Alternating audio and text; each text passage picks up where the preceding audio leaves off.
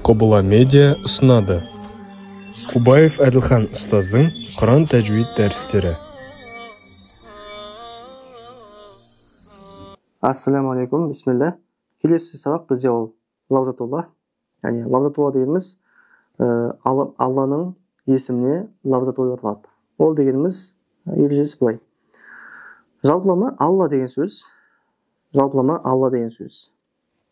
Енді Алла деген сөз жазу осылай болады.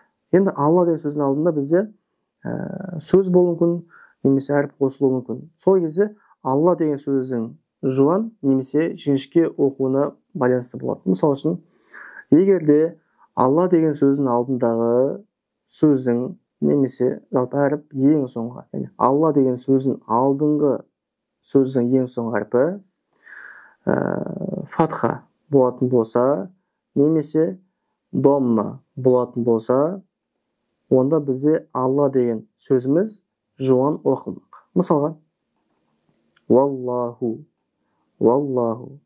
Мааллахи, Зикруллахи, Насруллахи. Яғни Алла деген сөз жуан оқылады. Бұл фатха мен домма байланысты. Ал егер кәсір қойылатын болса, яғни Алла деген сөз алдыңғы сөздің ең соңғы ләм әрпі ғой кәсір болатын болса, онда бұл Алла деген сөз жіңішке қалады. Яғни қалай? Сәбилиллахи. Яғни сіз сәбилиллахи деп бағанағы сияқты жуан оқымайсыз. Жаңа сәбилиллахи. Жалпы тілдің өзі солай оқиды негізінде. Өйткені яй жіңішке болады сияқты. Немесе юти'иллаха. Сіз юти'иллаха деп оқымайсыз. Бисмиллахи. Биллахи. Түсінікті ғой? Қайталап айтамыз.